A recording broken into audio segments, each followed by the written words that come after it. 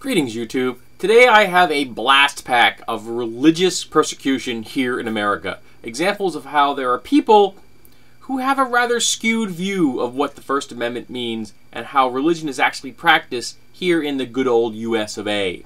First is Tom DeLay. Now, Tom DeLay is a politician.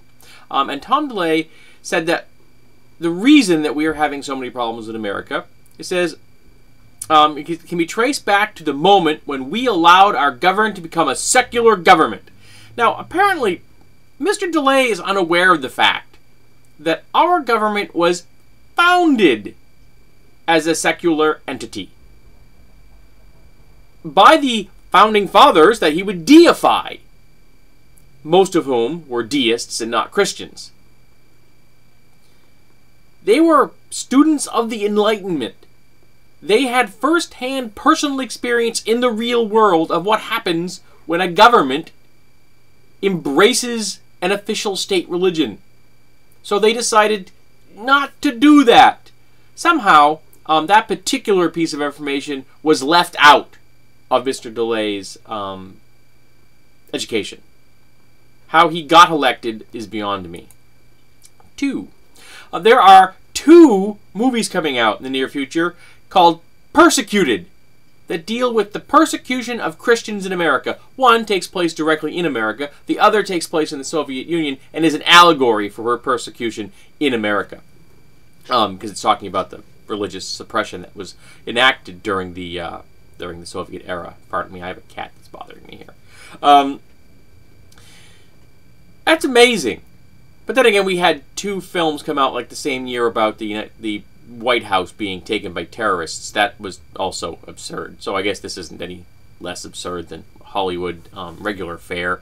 But it's an indication of just how disconnected some members of the religious community in America are from reality.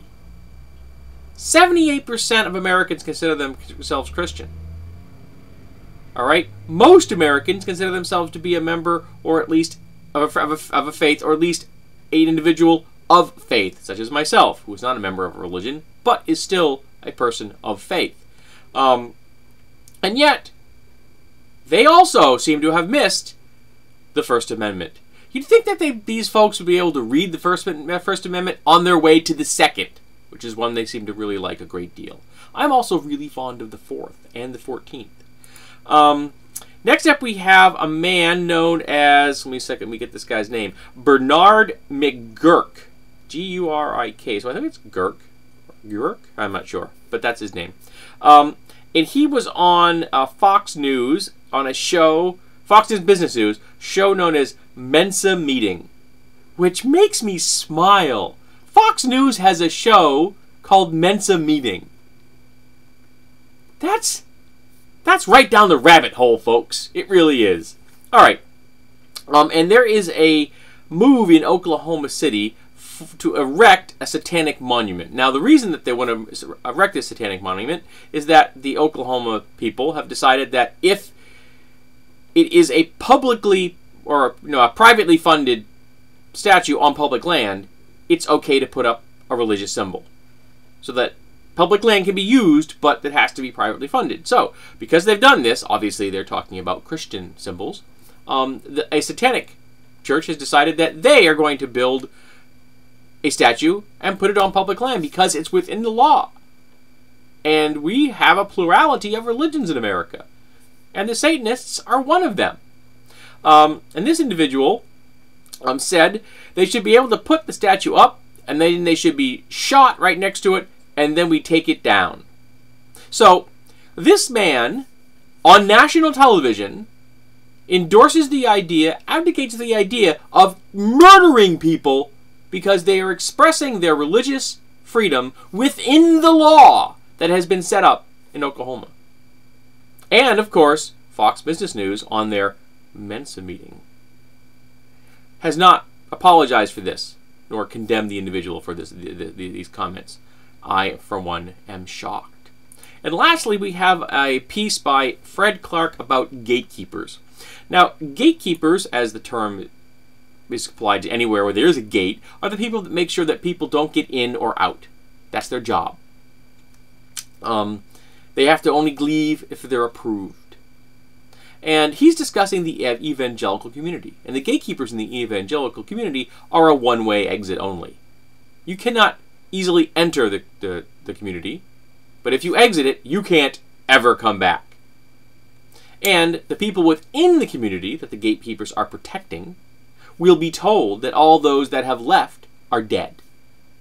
They are now condemned forever to darkness and horror and just a terrible existence if they can survive at all. In reality, of course, out here in the real world, once you stepped outside of a incredibly insular group like that, you will see that the world is wide open. And that, again, the plurality of faiths and experiences and worldviews is endless. Much more varied and interesting than the isolated, inbred looks inside that community. And that's the problem. Those insular communities are isolating themselves, and over time they're becoming smaller and smaller and smaller. And as they do, it's distilling down the very core essence of all of the horrible things they believe.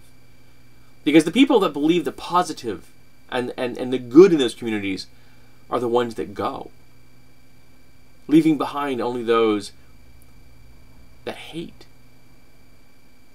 that persecute others, that endorse socially conservative ideas that have been wrong in the past and are wrong now and will be wrong in the future. The bad thing is, of course, they keep raising children in those beliefs. And it takes them until they become adults to finally realize that those gatekeepers are their prison guards. And if they can get past them, there is freedom. So there you go, folks. A blast pack of absolute religious insanity here in the United States. It should come as no surprise to anyone.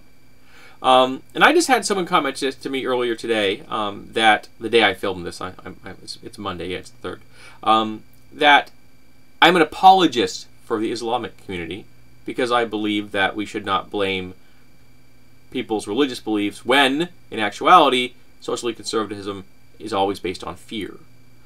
These particular articles I'm discussing here are about people who are in the religious community expressing their fear and their outrage, when again, it's fear.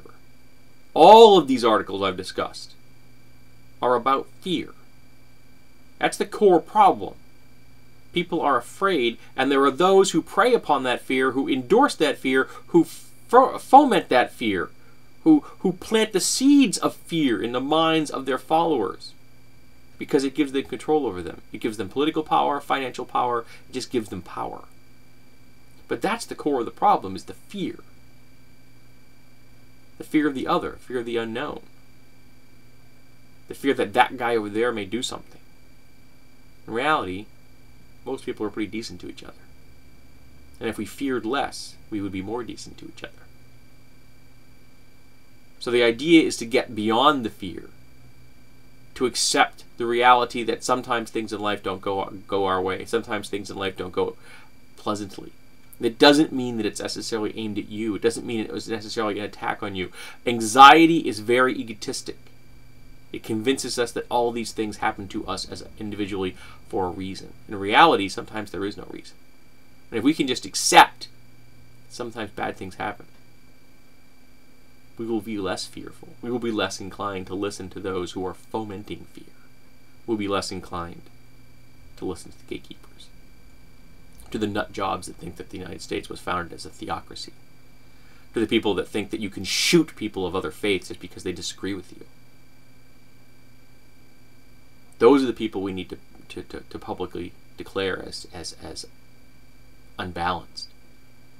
Use our First Amendment right of freedom of expression to say those people are harming our community. We need to make sure that we know that.